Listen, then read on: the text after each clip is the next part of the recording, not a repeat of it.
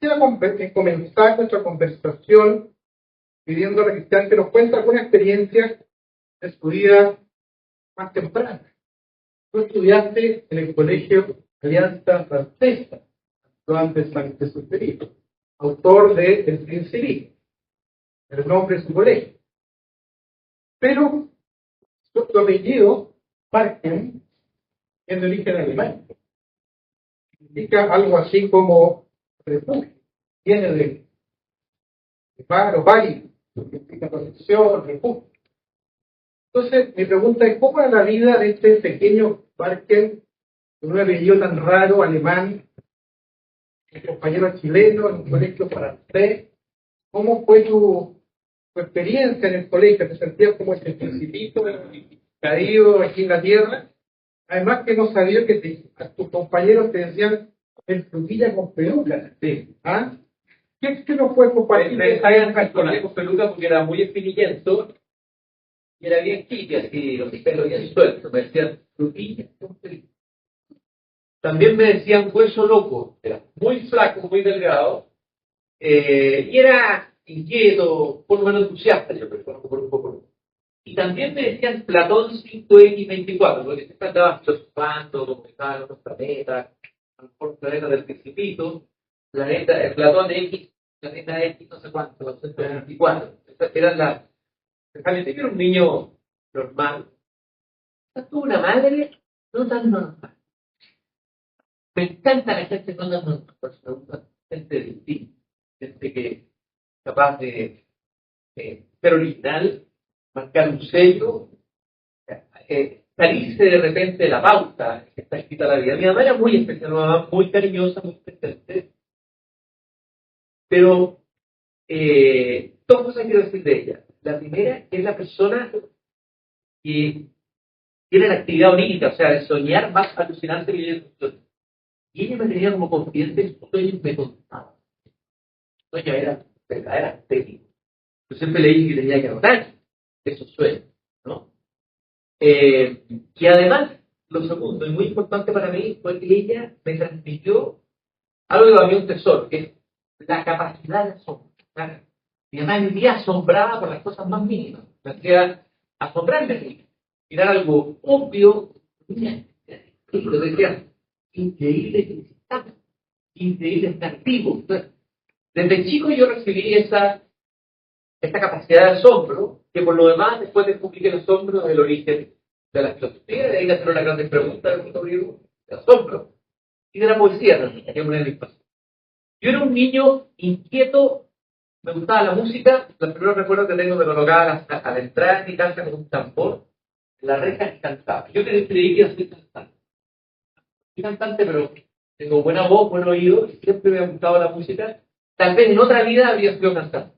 En esa época, en mi casa escuchábamos cantante que ahora está muy, muy viejo, yo también. Pero este era mayor, Rafael, ¿ya? Ese era mi ídolo. Yo escuchaba y cantaba todas las músicas de Rafael, o sea, he escuchado algunos cantores, bueno, Joan Manuel Serrat, etc.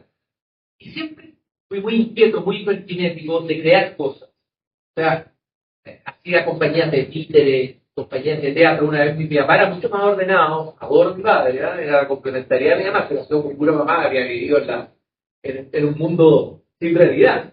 Mi papá era ordenado, era un empleado, fue un empleado público primero, que se levantaba todas las mañanas, me levantaba a mí, me sacaba la cama, y me enseñó ser metódico en la vida, ser hombre de palabras, etc.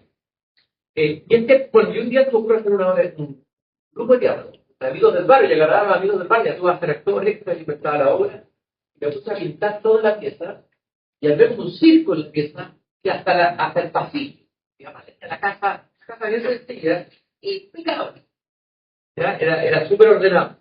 Llega a la casa, y se encuentra con esto, el pobre, nunca me retó, pero debe haber sido un shock para él, ¿no?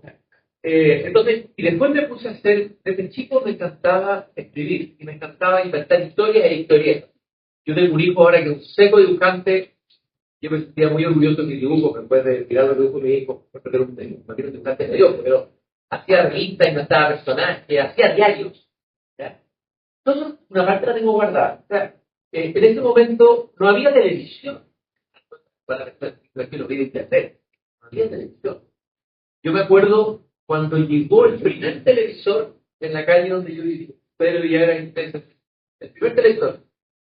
Y nos llamaron a todos los vecinos, nos invitaron a ver la llegada del hombre a la luna. Esta televisión, esta caja mágica. Entonces, no había televisión en mi casa. No había, desde luego, dispositivos, del cual hoy día todos somos, no sé si dueños o sus esclavos. Y por lo tanto había mucho tiempo libre y no tenía que crear muchas cosas para entretenerse. Y nos teníamos que crear con poco. Este era un país mucho más austero, mucho más pobre, digamos así, de este país. Y con pocas cosas creábamos y mi casa era un laboratorio de invención. Y además, después te puedo contar para no explayarme mucho, llegaban personajes muy descubridos. ¿Ya? Y yo creo que me marcaron para las cosas que hice después, pero eso lo podemos dejar para no hacer respuestas tan largas. Sigamos por ahí. Justamente te iba a preguntar, tú nos acabas de contar que comenzaste a escribir y a representar obras teatrales de chico, pero claro, aparte de tu madre, también tu abuela era un personaje, era poeta, amiga de Gabriela Mistral, tío, ¿verdad? Pelín, entonces te llegaban personajes a tu casa con Conquita, quizás. Bueno, entonces mi pregunta es, parece que tu hogar, más que tu colegio, te marcaron esa de despertar por las letras, entonces que los de tu casa, los poetas eran los grandes héroes, ¿no? O sea, yo ahí yo creo que me equivoqué, porque como llevaban estos señores poetas a contar historias, a hablar, había conversaciones de la noche, yo sacaba de bajar, me llevaban a mi cama a dormir, y yo estaba de bajar, contigo, escuchar a estas personajes fascinantes, a la larga hora de la noche, grandes conversaciones, y yo pensé que los poetas eran los ganadores en este mundo, o sea, eran mis héroes, y después descubrí que en realidad los poetas no los pescaba nadie. Más bien eran despreciados por una sociedad más bien utilitarista que mira la poesía como una cosa, una especie de lujo. Teníamos poetas extraordinarios en Chile, por lo demás es donde el único lugar donde hemos sido campeones mundiales. El fútbol no hemos sido nunca campeones mundiales, pero hemos ganado premios Nobel de ciencia, pero hemos ganado premios Nobel de poesía, de literatura. Bueno, y estos personajes, estos héroes, yo en el fondo, al darme cuenta que estos mis héroes no eran los ganadores, yo me hice una promesa de algún día yo iba a ser alguien, mostrar lo que yo hacía, transmitir con pasión la calidad, la potencia de su vida, de su obra. Justamente te quería hablar de eso, un poquito de tu vocación, porque tu vocación es un poco singular.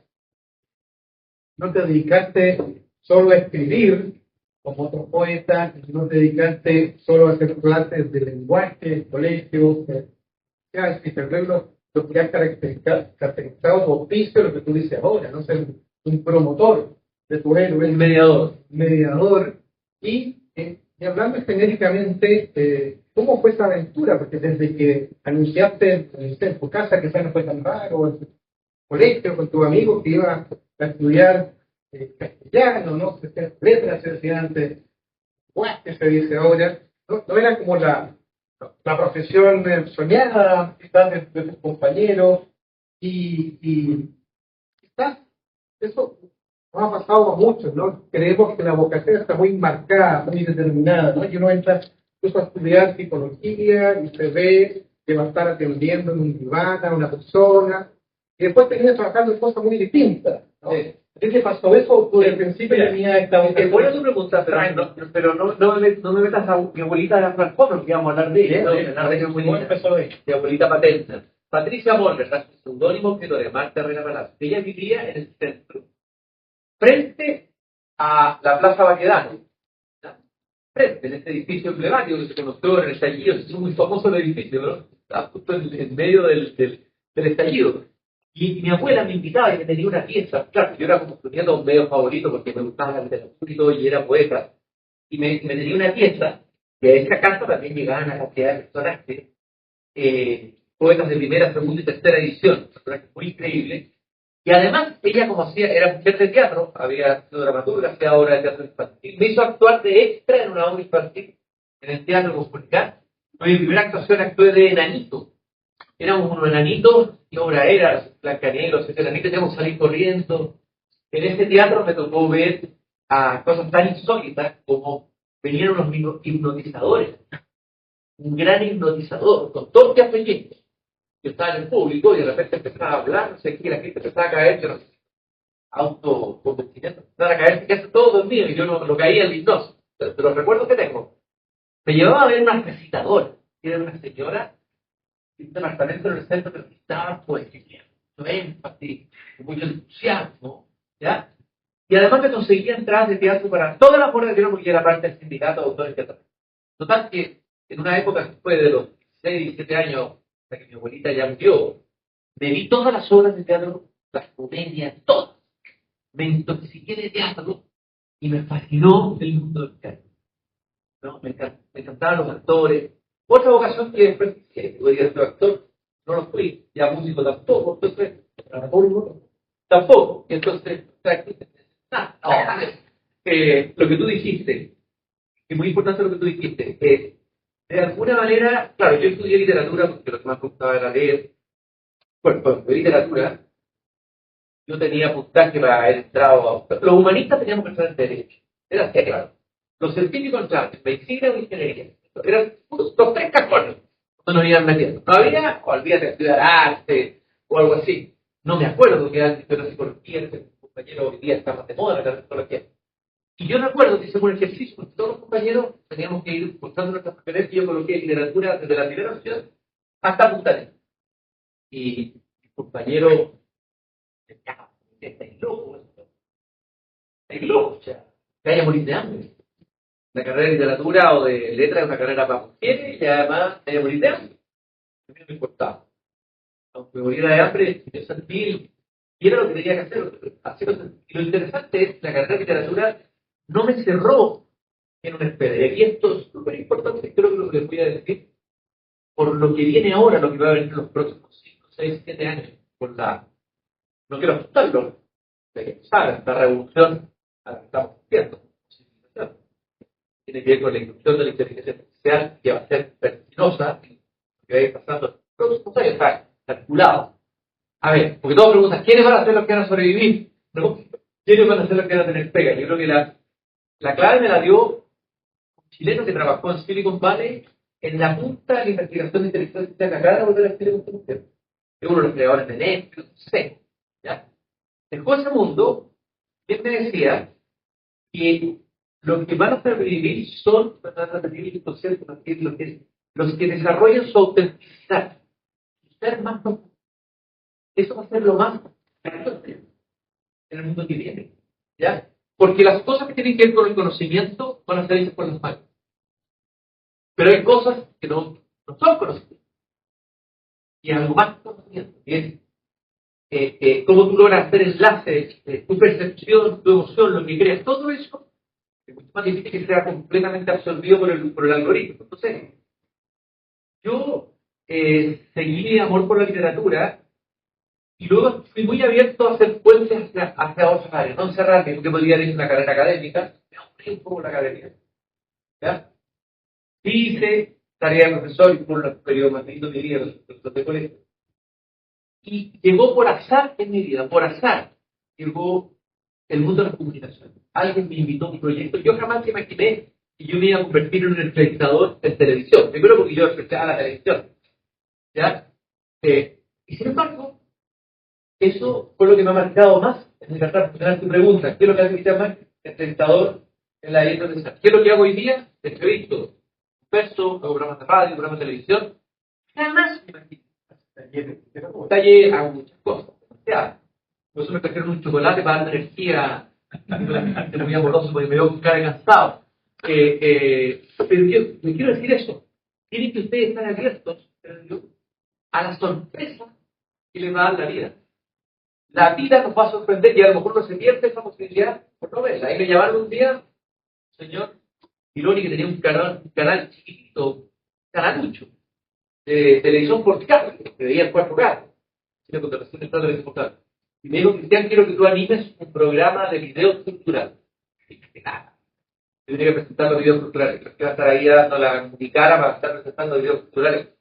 Y dije, ¿por qué no hacemos un programa de conversación? No hay un programa de conversación en la televisión. ¿Creéis, me dijo? Sí. ¿Y cómo lo ves? Programa de 1 hora, limpio, fondo negro, a la gente le gusta ver movimiento, tiene que haber algún concurso, una modelo, que no, fondo negro, dos tipos conversando, 1 hora, y el programa se va a llamar La belleza de los milenios. Y él creyó en mí, y experimentó, y hicimos 5 programas de sexualidad. Y esta apertura de cruzar el mundo, fíjate, la literatura, la belleza pensar, la filosofía, el mundo de las comunicaciones, este cruce marcaría lo que fue mi vida hasta ahora. O sea, entonces, hay que tener una ductilidad. Psicología, ustedes son de psicología. Es un comienzo. Algunos van a ser psicólogos, terapeutas, otros van a tomar, no saben con lo que van a encontrar y tener la apertura, la ductilidad de cruzar mundo. Psicología con arte, psicología con música, psicología con inteligencia artificial, psicología con esto solo es la primera apertura al mundo, creo yo. No tomarlo como un riel definitivo que uno tiene que, un guión que uno tiene que terminar al final. Me explayé. ¿Perfecto? En ese sentido, bueno, en esta misma sala, estos jóvenes van a estar durante la día de este año conversando, reflexionando, dialogando acerca del bien y del mal, de la felicidad, de los hábitos intelectuales, morales de la persona, del sentido. Por eso que tal vez, como tú dices, tienen que buscar también complementos en otras áreas. La literatura específicamente, la literatura, tú terminas escrito, volcado, tu vivencia, en tus vivencias personales muy fuertes y tremendas. ¿De qué manera tú crees que la literatura, el teatro, la poesía en particular, puede ayudarnos, puede nutrirnos en este camino de formación, de visión del ser humano a integrar y que nos ayude a salvarnos de la inteligencia artificial, que nos puede dejar tentados? Pues ya hay varios programas de psicología artificial, ¿no? ¿Cómo la literatura puede iluminar este camino que yo soñaba? Más radical. A mí, por ejemplo, la literatura me ha salvado. Me ha salvado como ser humano. No es que me haya servido, haya sido interesante, me ha salvado. Hay un escritor, Enrique Lins, que era tío mío, tú lo dijiste, hermano de mi madre, era un poeta que dice, porque escribí, estoy en una afirmación bien potente, ¿no? Bueno, también cuando escribo siento que estoy vivo y recomiendo a todos los que puedan escribir y tengan este don y les gusta escribir como terapia, escribir. Es una maravillosa posibilidad que todos sí para uno, era para comunicar. Y a mí la poesía me ha salvado momentos de mi vida, duros. Todos tenemos momentos duros en la vida. Particularmente en el duelo, yo tuve un hijo que murió. Y en ese momento, cuando uno sufre un duelo como este, uno siente que se va a caer al abismo. No te vas a poder despertar al día siguiente. El dolor siente un dolor abstracto, psicológico. Texto de la psicología, el dolor está corporalmente, físicamente. ¿Ya? Y por el hecho de haber escrito y haber logrado verbalizar y colocar en palabras, sí, se puede, porque también en realidad las palabras a veces no sirven para expresar el dolor, y a veces primero el silencio, el grito, el llanto, después viene la palabra, pero para mí la palabra fue clave. ¿Ya? Yo me acuerdo que yo haber estado en mi biblioteca después de la muerte de mi hijo y haber visto todos estos libros en una biblioteca grande, voy a tener aquí con 7.000 libros, desordenada, caótica, una biblioteca viva, que da vueltas, que tiene. Y dije, ninguno de los libros que están en esta biblioteca me sirve para sostenerme en este momento. Y empecé a escribir, ¿no? Escribí una columna, después escribí un libro de poesía, y otra cosa, pero muy bien. Y claro, probablemente porque veníamos por familia, la palabra siempre fue valorada en mi familia, la palabra literaria, la palabra poética. Los poetas son grandes compañeros de vida. En momentos difíciles yo les recomiendo, como lo buscan en la música. Ustedes, las generaciones jóvenes, buscan la música, les encanta la música. Dentro de los músicos hay poetas, grandes poetas. ¿Sí? Bob Dylan, que además le dieron el premio Nobel de literatura, ¿cierto? Violeta Parra, es una poeta, no solamente un músico. Pero esa es una palabra y de alguna manera nos sostiene, ¿no? Es como que yo creo que existir es resistir. ¿No? Todos nosotros somos resistentes. No tenemos que resistir. resistir, para después vivir el resistir. ¿Ya? Y la palabra es una de las más magníficas herramientas que contamos los seres humanos para. Por eso es tan importante la enseñanza de la poesía, tratar, no obligar a nadie a que le guste, pero abrir los caminos de estos escritores que a lo mejor encontraron palabras mejor que las que tenemos nosotros para poder decir, pero está. ¿Ya? O sea, a mí, por eso digo, la poesía me ha salvado, además de dar momentos de placer estético, ha sido un sostén, más que nada. Este registro ya más personal de tu relación con la escritura, bueno, Sí, no, pero algo cortito, no voy a hablar voy a sacar un tratado y ya está. El serio la palabra, empiezo a leerlo. No voy a leer algo corto. Este es quizás el libro más íntimo mío. Esta mochilita que llevo acá me la regalaron mis alumnos de mi taller de poesía. Se llama Viaje a la Palabra, un taller que yo hago hace más de 20 años. Este libro se llama Un hombre extraviado, que viene con bonitas ilustraciones, son ilustraciones que hizo de mujer, que es un dibujo precioso. Pero también increíble, porque cuando falleció nuestro hijo, yo me puse a escribir un libro de silencio, nunca le mostré a ella lo que yo estaba escribiendo, y ella se puso a pintar, a pintar lo que estaba. Pero nunca me mostró, por un pudor mutuo, por este duelo que estábamos viendo juntos. Y yo tengo un amigo que es editor, que es el que editó este libro, llegó a mi casa un día, y le dije, ¿qué más te vamos a colocar en el libro? Y una bitácora de duelo, en el fondo, y contando la experiencia de un duelo. Y luego mi amigo a mi casa de repente vio una pintura colgada y dice, ¿esa pintura quién es? Mi señora, oye, ¿tiene más? Claro que yo sé qué es. La preguntaste, ¿la con fotos, señor? Y es muy chulo porque el editor cruzó mis poemas con las pinturas de ella. Y el poema se llama Un hombre extraviado, y está dedicado a mi hijo que partió. Y dice, 1. Hijo mío, ¿por qué me has abandonado? 2.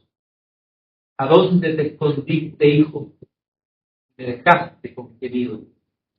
Como el ciervo huiste, habiendo venido. Salí tras ti clamando, y eras sido. 3. ¿Qué buscas en la noche, hombre perdido? Busco a mi hijo. ¿Qué buscas en el día, niño perdido? Busco al padre muerto. 4. ¿Quién se extravió? ¿Un niño en el aire o su padre en la noche? ¿Quién es el perdido, el muerto? ¿De quién es ese cuerpo que flota en esa agua insomne?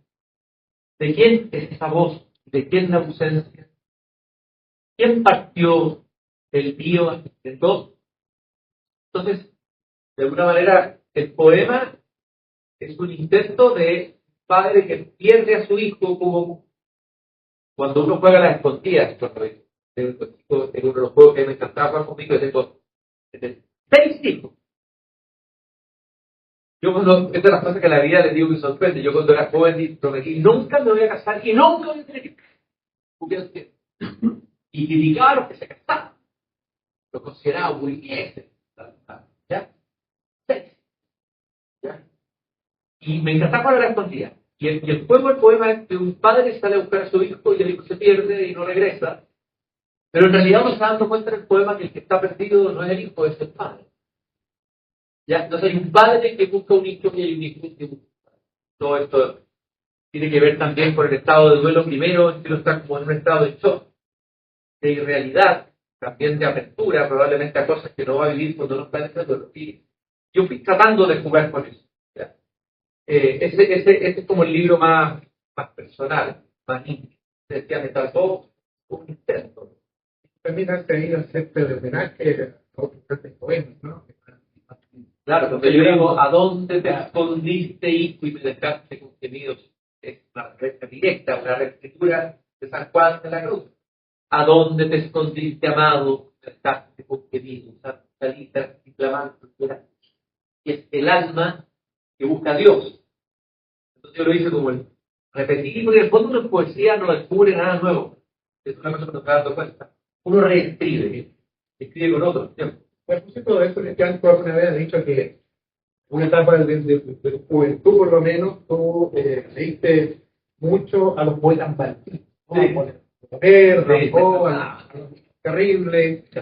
Y eso, no sé, está marcado por una cierta mirada un poco rebelde, crítica de la sociedad. El último libro creo que es este cierto avance, ¿no? Que la cita de Nietzsche, y donde hay una cierta mirada un poco escéptica o encantada de la realidad. Desencantada. A ver, no, al contrario. Ahora, si en una parte tiene razón y en otra no. Desencantada con la realidad no.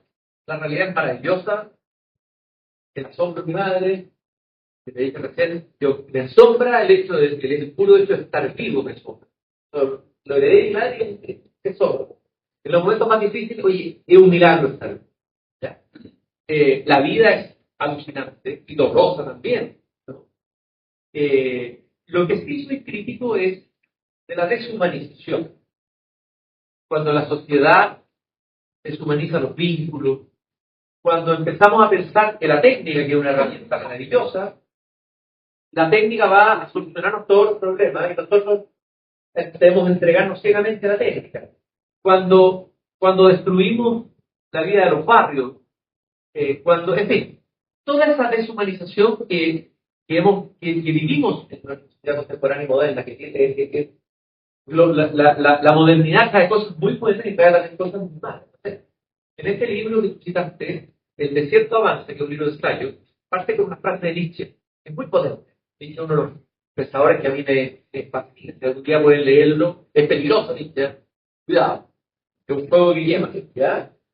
Pero es un interpretador, ¿ya? Y él dice, el desierto avanza, ay del que en su alma alberga desierto. O sea, yo lo interpreté como que hoy día hablamos mucho del cambio climático, la desertificación del planeta, pero la desertificación no es solo física, es una desertificación metafísica, es la desertificación del sentido, es cuando empezamos a perder el sentido, cuando nuestra civilización, que en algún momento de su historia tenía un sentido, deja de tener sentido, de la vida, deja de tener sentido.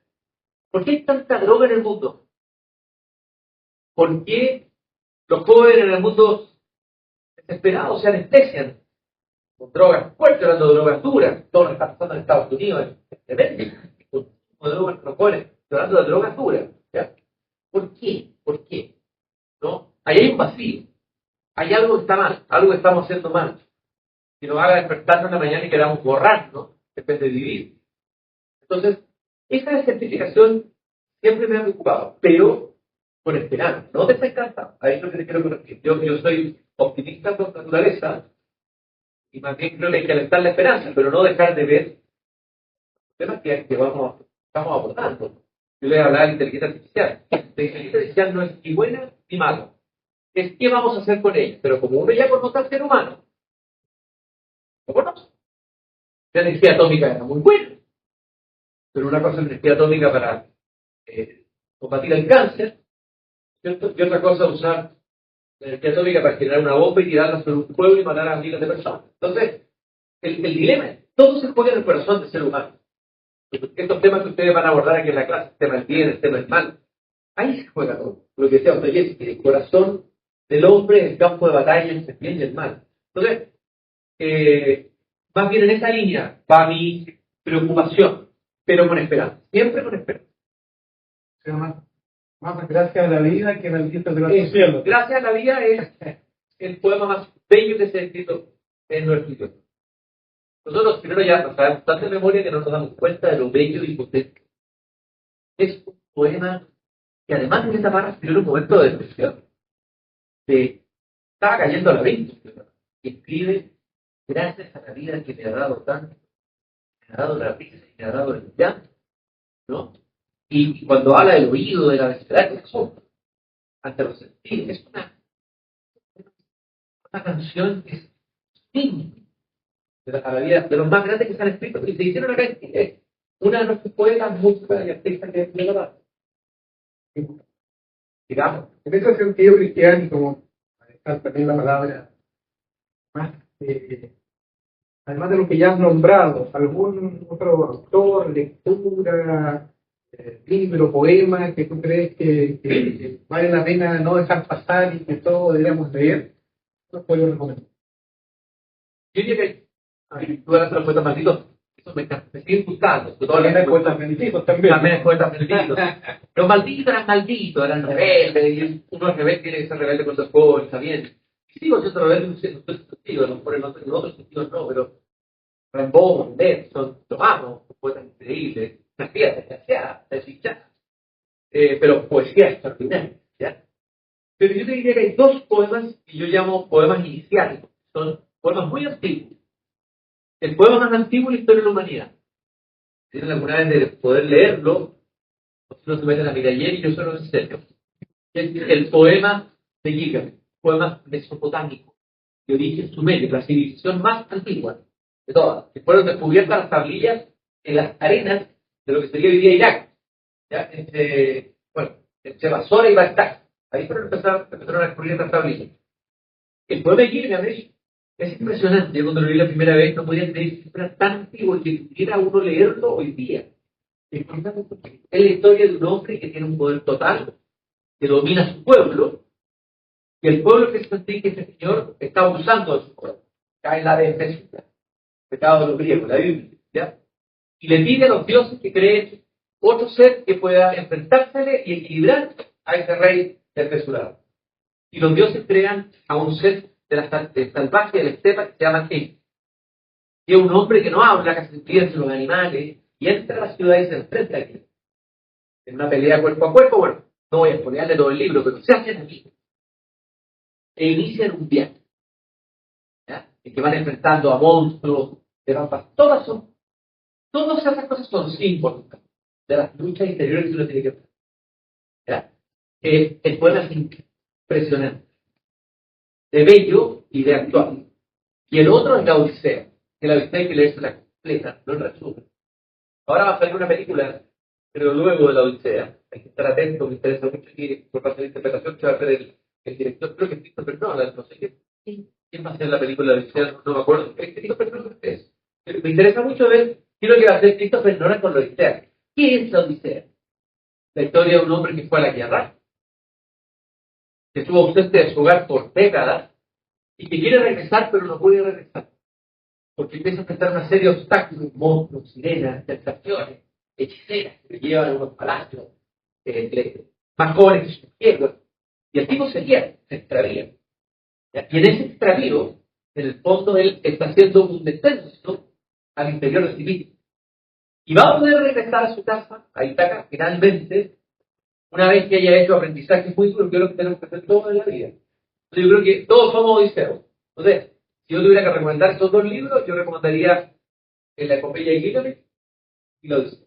Pero leídos íntegros, no resumidos. En griego. Podría leerlo en griego maravilloso. Claro. Excelente, muchas gracias. Ya tenemos lectura para fin de semana. Dejo la palabra. ¿Quién más quiere intervenir, comentar, hacer alguna consulta a nuestro invitado del día de hoy? Hay que aprovechar esta ocasión. Me gustaría que recomendar un libro hacia los jóvenes, como para que ustedes iniciar la lectura también, de ensayos o literatura autónoma. Mira, te voy a responder la pregunta, no me voy a correr, pero no creo que haya literatura ni para jóvenes ni para viejos. Para mí hay buena y mala literatura, creo. Yo creo que no hay que tenerle miedo a ciertos libros. Y creo que yo siempre he intentado, por lo menos como profesor, obviamente dar libros actuales, pero muy interesante actual, pero muy importante tener la base de los clásicos, porque todo viene de él. ¿Ya? Entonces, y a veces uno se lleva sorpresas, libros que uno le puede parecer muy anticuado y de repente se da cuenta que es un libro tremendamente actual. Esto es más actual que un libro incluso contemporáneo. Y todo esto depende de lo que te guste. ¿Te gusta la literatura fantástica? Obviamente que te voy a recomendar los libros de Tolkien. Te voy a recomendar El Señor de los Anillos. Si te gusta la ciencia ficción, te voy a recomendar un escritor que yo amo. Creo que es insuperable. Hay muchos escritores buenos de escritor. Hasta lo enseñaban más en los colegios que Ray Bradbury, un poeta de la ciencia ficción. Léete un cuento que se llama La Pradera. En las crónicas marcialas, un cuento que se volvió el título de una casa donde ya no hay seres humanos, una casa que funciona sola. Los seres humanos desaparecieron, no están, y ya está, extraordinario. Si te gusta la literatura más realista, hay un libro tremendo, creo que sí, no de Conrad McCarthy. Es un autor que le encanta a mi hijo y yo quiero confesar que es bueno, pero es que, como dicen los jóvenes, ¿no? O sea, se llama La Carretera Perdida. La carretera o la carretera perdida. Es un padre y un hijo, después de una especie de apocalipsis, que tienen que sobrevivir y van caminando juntos y el padre va preparando al hijo para un mundo tremendamente difícil. Es un libro duro, impresionante, gran esperanzador, gran escritor. Si te gusta la literatura más realista, yo volvería a los clásicos rusos. Y ahí te recomendaría leer a Tolstoy. A lo mejor no te metes en la novela La Guerra Paz y Grande, la puedes leer después de la carabina. Pero tiene cuentos chicos Tolstoy que son fantásticos. Por ejemplo, La muerte de Iván Ilich. Una joya. ¿Ya? Amo mi criado. Otra joya. Y Dostoyevsky, que estoy muy contento porque supe que hoy día Dostoyevsky está de moda de nuevo. Y que en las redes sociales en Inglaterra, una novela de Dostoyevsky la está llevando. Muchos jóvenes están leyendo de nuevo Dostoyevsky. Crimen y castigo. Sublime. Si quieres entrar en el ser humano, en el alma, nadie como Dostoyevsky entraba en el psiquismo y en el alma humana. Ya, eso ahí, porque si no puedo seguir comentando de miles de libros. Y en poesía, aparte de tu libro. La poesía. Creo que hemos- Para entrar en poesía hay varios caminos, dos caminos de Chile. Uno, a través de la antipoesía, tú puedes entrar con Nicanor Parra. Es un poeta, yo no digo que bajó la poesía al Olimpo, pero es un gran poeta que te va a hablar, no es una poesía hermética, cerrada, y me encanta la poesía hermética, ¿no? Parra es transparente, con humor, te va a llevar a los grandes temas de la humanidad. Por ejemplo, Soliloquio del individuo. Soliloquio del individuo. ¿Ya? Y el otro poeta que me gusta mucho, yo hago el sur, yo vivo en el sur actualmente, poeta Lautaro, de la región de la Araucanía, que se llama Jorge Pitti, poeta de nostalgia, del mundo de la aldea, de la nostalgia. Yo lo conocí, tuve la suerte de entrevistarlo, antes que muriera, uno de los más grandes poetas chilenos. Esos son los poetas que se me ocurren ahora. recomendación.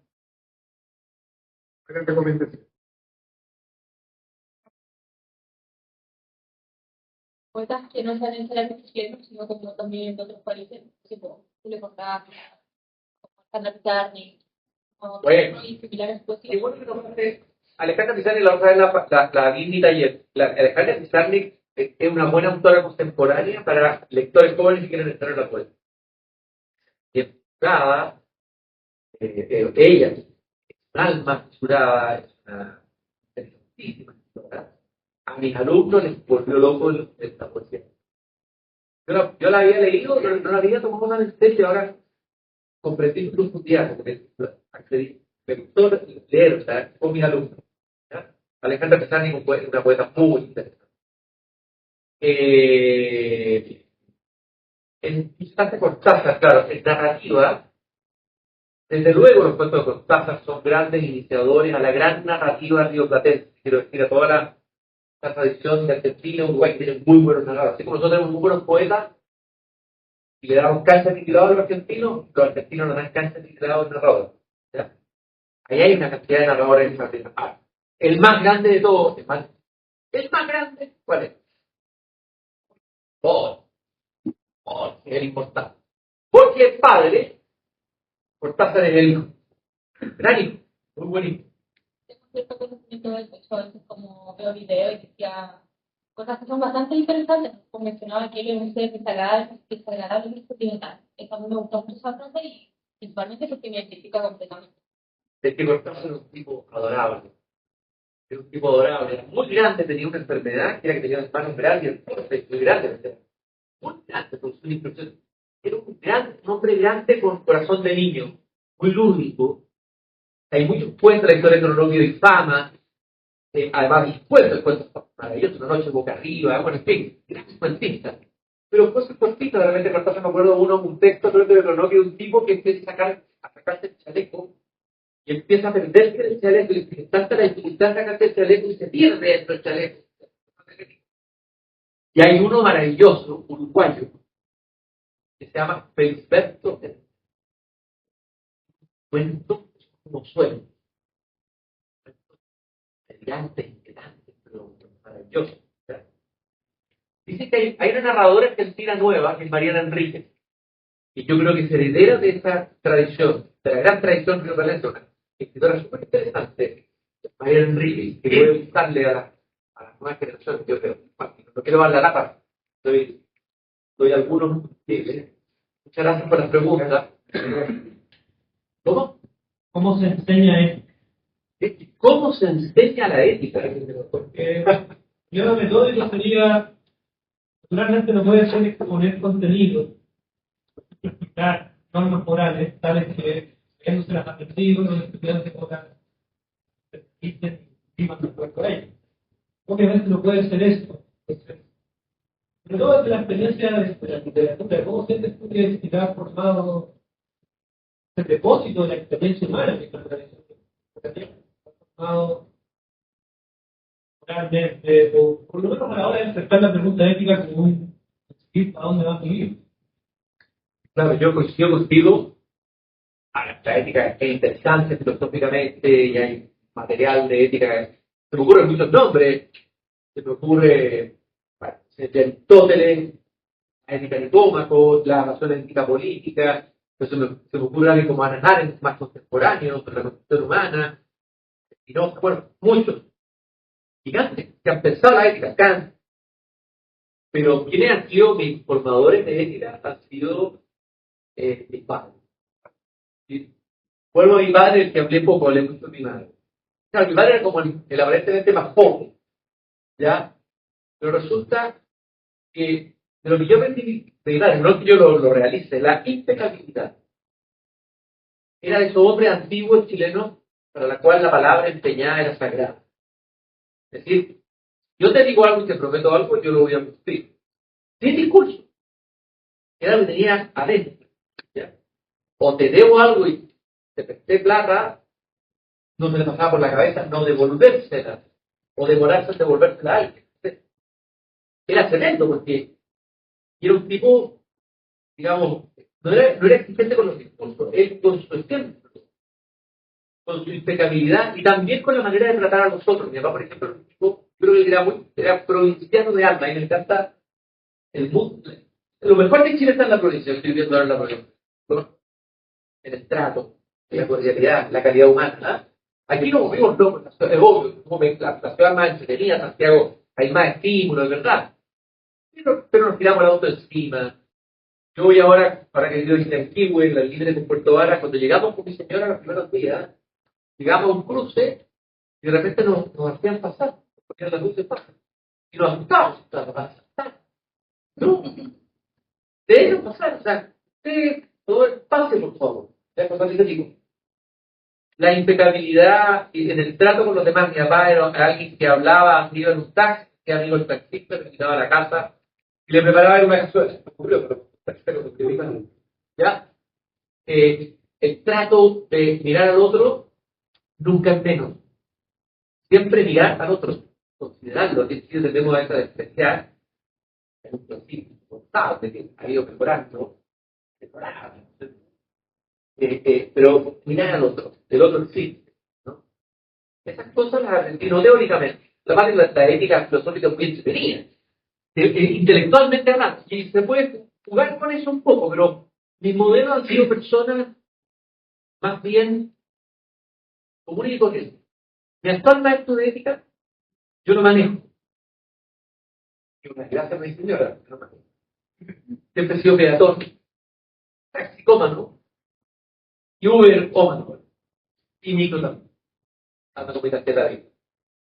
Y entonces yo cuando llego a, tengo que ir a Cara, llego a Santiago, llego al aeropuerto, al terminal de bus y me va a buscar.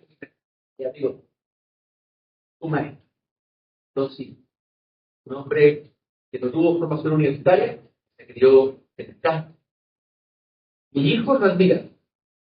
Tipo de una rectitud, de una puntualidad, de una cordialidad, de una humanidad. Además que cualquier libro de Kant, cualquier libro de filósofo. Entonces, claro, ¿cómo hacer eso para trasladarlo a la clase?